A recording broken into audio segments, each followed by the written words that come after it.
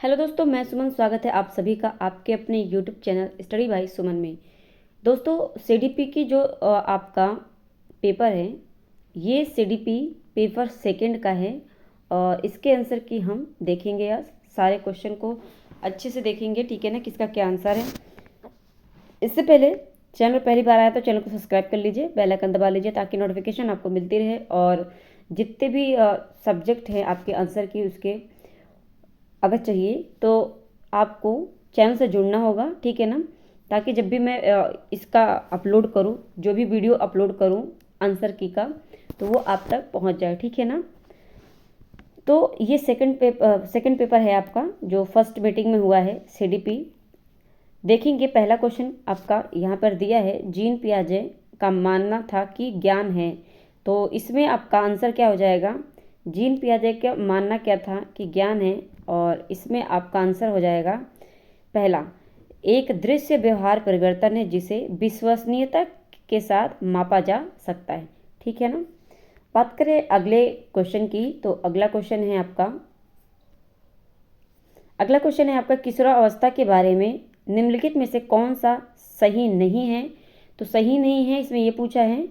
तो विभिन्न संस्कृतियों के बच्चे एक समान तरीके से, अब एक समान तरीके से तो ऐसा नहीं होता है, किशोरावस्था में प्रवेश करते हैं और इसे अनुभव करते हैं, ठीक है ना। तो ये बात इनकी सही नहीं है।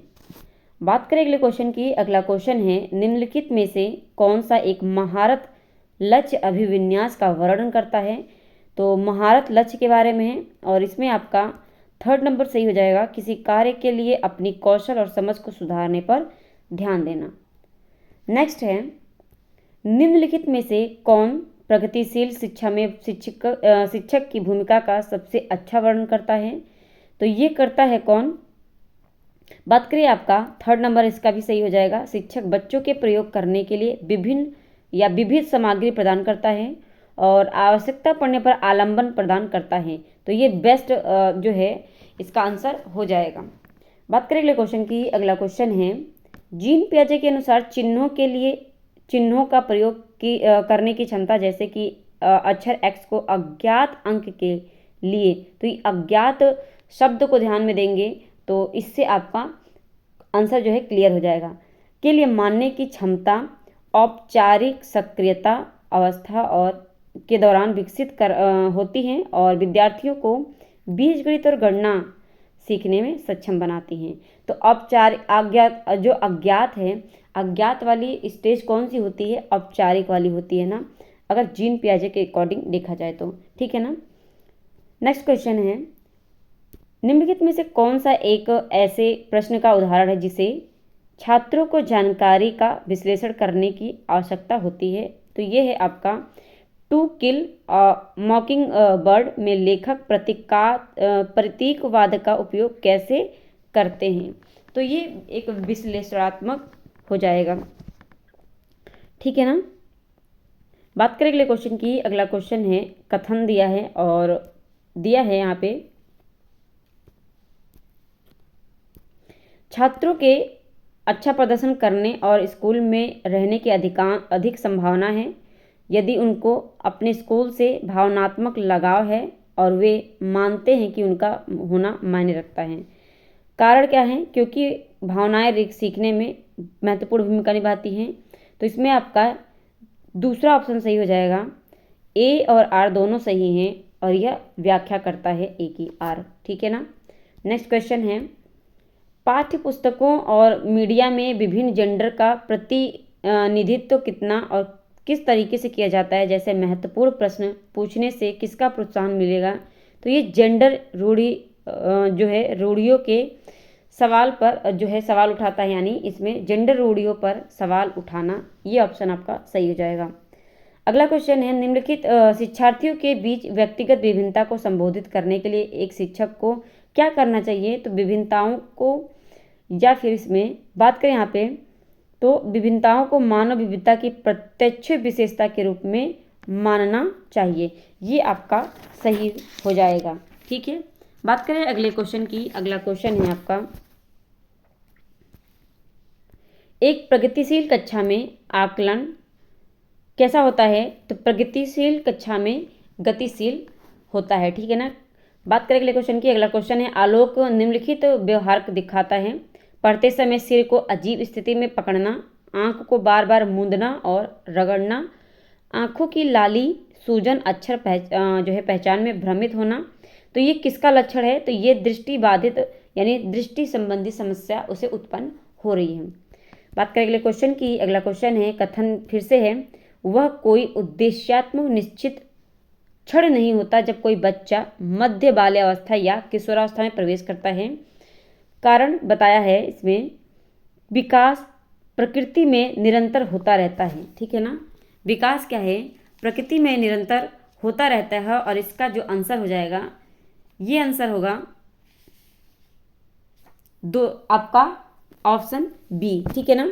तो आपका ऑप्शन जो बी है ये आपका क्या होगा? सही हो जाएगा, ठीक है। नेक्स्ट क्वेश्चन है आपका,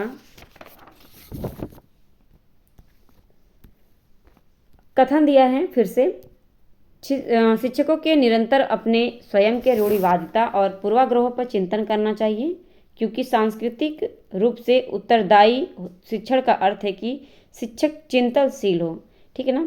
शिक्षक क्या हो? चिंतनशील हो। और इसमें भी ऑप्शन ए आपका बी सही हो जाएगा। ए और आर दोनों सही हैं और ए की आर व्याख्या सही करता है, ठीक है ना।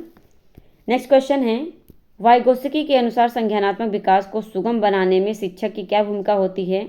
तो शिक्षक की भूमिका होती है, ऑप्शन सी आपका 3 सही हो जाएगा, आलंबन के माध्यम से छात्र के सीखने का मार्गदर्शन और समर्थन करना, ठीक है ना।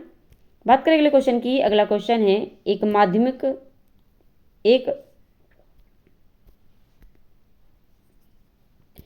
माध्यमिक स्कूल की शिक्षक छात्रों को संकल्पनाओं और वास्तविक दुनिया के प्रयोगों के बारे में के बीच संबंध बनाने में मदद करके सार्थक सीखने को सक्षम बनाना चाहता है। निम्नलिखित में से कौन सी गतिविधि एक उपयुक्त शैक्षणिक रणनीति होगी? तो इसमें आपका ऑप्शन पहला फर्स्ट सही हो जाएगा, छात्रों को छोटे समूहों में वर्तमान मुद्दे पर शोध करने दें और अपने निष्कर्ष कक्षा में प्रस्तुत करने दें, ठीक है। नेक्स्ट है आपका, लेव वाइगोत्स्की के अनुसार अधिक जानकार जो है आपका यहाँ पे अधिक जानकार और क्या हो जाएगा? बस बाहर, ठीक है ना। तो ये विकास के क्षेत्र जो है बाहरी हैं। लेव वाइगोत्स्की के अनुसार क्या है? अधिक जानकार अन्य के साथ अंतःक्रिया के अनुभव से लाभान्वित होते हैं और उन कार्यों को कर पाते हैं जो उनके समीप दूराभिमुख विकास के क्षेत्र बस बाहर हैं, ठीक है ना। बात करें नेक्स्ट क्वेश्चन की। नेक्स्ट क्वेश्चन है, अपठन वैकल्य डिसलेक्सिया एक क्या है? तो ये तंत्रिकीय जो है न्यूरोलॉजिकल यानी ध्वनियों को प्रतीकों चिन्हों के साथ जोड़ने वाले होते हैं। तो पठन इसमें आपका क्या है? जो पढ़ने में कठिनाई महसूस करता है वहीं पे क्या होता है? डिसलेक्सिया होता है। तो यहाँ पे ऐसा, यहाँ पे ऑप्शन नहीं दिया था, यहाँ पे ऑप्शन चेंज हो गया, तंत्रिकीय से संबंधित बोल दिया और यहाँ पे ध्वनि। तो अगर आप न्यूरो नहीं तो यहाँ पे ध्वनि से संबंधित आप संबंध कर सकते हैं, ठीक है ना। क्योंकि पठन क्या है? बोल कर पढ़ते हैं या फिर आप मौन जो आप मौन करके पढ़ते हैं, ठीक है ना। अगला क्वेश्चन है, निम्नलिखित में से कौन सा सामाजिकरण की प्रक्रिया की विशेषता है? तो ये आपका ऑप्शन क्या हो जाएगा? ये आपका ऑप्शन डी सही हो जाएगा। ऑप्शन ए आपका गलत हो जाएगा। कभी भी रेखीय प्रक्रिया नहीं होती है, जटिल प्रक्रिया होती है, बहुयामी होती है और एक विभिन्न सांस्कृतिक के में विशिष्ट रूप से होती है, ठीक है ना। तो ऑप्शन यहाँ पे बी आपका बी सी डी आपका सही हो जाएगा, ठीक है ना। नेक्स्ट क्वेश्चन है, एक समावेशी कक्षा में कथन दिया है, एक समावेशी कक्षा में सीखने के लक्ष्यों शैक्षणिक रणनीतियों के साथ आकलन में अनुकूलन किया जाना चाहिए, क्योंकि समावेशन का दर्शन शैक्षणिक दृष्टिकोण और मूल्यांकन के माध्यम से सभी व्यक्तिगत मतभेदों को समाप्त करने की वकालत करता है। तो इसमें भी आपका बात करें तो आपका आर गलत हो जाएगा और ये आपका सही हो जाएगा, यानी ऑप्शन फोर्थ आपका जाने वाला है। नेक्स्ट क्वेश्चन है, निम्नलिखित में से कौन सा एक समावेशी कक्षा का उदाहरण नहीं है? तो ये आपका प्रतिस्पर्धी लोकाचार को प्रोत्साहित करना। तो इसमें आप प्रतिस्पर्धा की बात नहीं करेंगे। अगला क्वेश्चन है कथन है, और एक बच्चा किसी कार्य को करने में जितना कम सक्षम होता है, शिक्षकों को उतने ही अधिक संकेत एवं इशारे देनी चाहिए, और जैसे जैसे बच्चा अधिक से अधिक कर सकता है, शिक्षक को कम से कम मदद करनी चाहिए, क्योंकि बुद्धि को बुद्धि लब्धि की गणना करके सटीक रूप से नहीं मापा जा सकता है। तो इसमें आपका ऑप्शन बी जो है सेकंड सही हो जाएगा। ए आर दोनों सही हैं और आर की ए की व्याख्या करता है। नेक्स्ट क्वेश्चन है, एक शिक्षिका ने नोटिस किया कि उसका एक छात्र अत्यधिक विचलित है और उसे कक्षा के दौरान ध्यान देने में परेशानी होती है।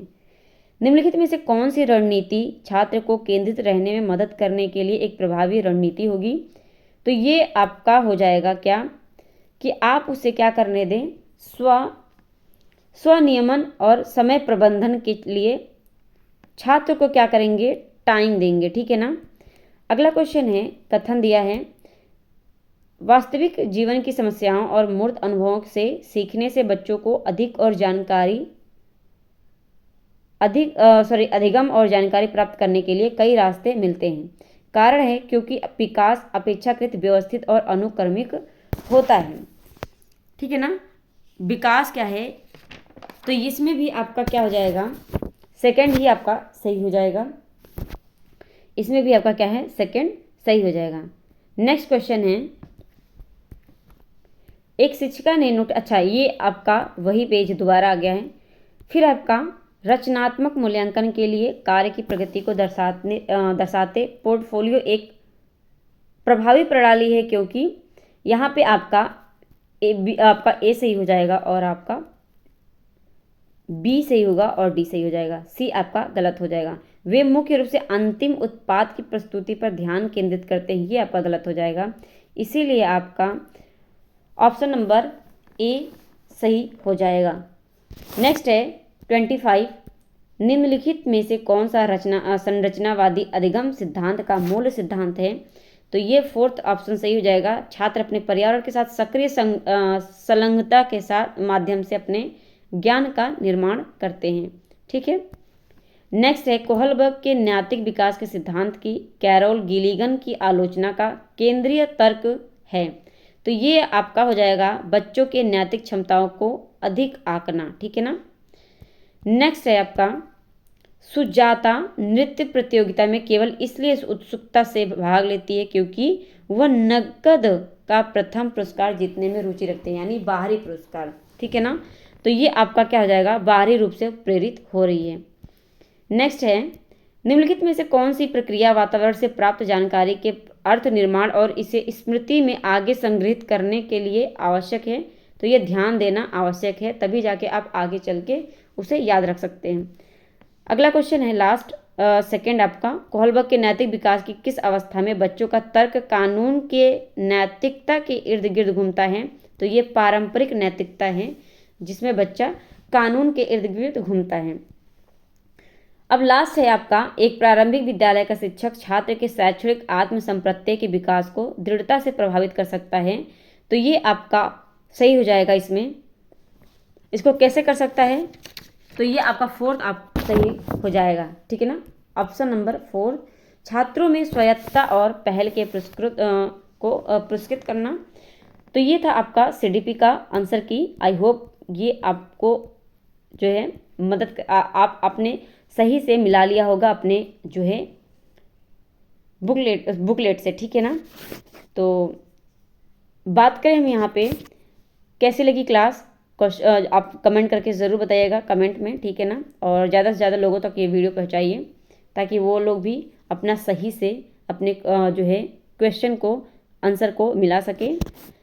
चैनल को अभी तक सब्सक्राइब नहीं किया है तो चैनल को सब्सक्राइब कर लीजिए, बेल आइकन दबा लीजिए ताकि नोटिफिकेशन आपको मिलती रहे। अभी आपकी सिर्फ और सिर्फ सीडीपी का आंसर की दिया है और इसके आगे अभी आपका ईवीएस का आंसर की आने वाला है, फिर आपका संस्कृत का आएगा और आपका जो है इसमें आपका फिर आपका जो है इसमें ये सेकंड पेपर था ना, तो ईवीएस का फर्स्ट पेपर आएगा और संस्कृत का आपका फर्स्ट पेपर आएगा, उसके बाद सेकंड पेपर आएगा। और सीडीपी में अगर इस ईवीएस से पहले सेकंड पेपर जो आपका सीडीपी का पहला पेपर लेकर आना है, ठीक है ना। तो सारे आपके आंसर की आएंगी बारी बारी से, ठीक है ना। तो इसीलिए चैनल को सब्सक्राइब कर लीजिएगा ताकि आपको सारी जो है जानकारी आप तक पहुंच सके, आपको नोटिफिकेशन मिल सके वीडियो की, ठीक है। तो मिलते हैं अगली क्लास में। आज के लिए बस इतना ही, धन्यवाद।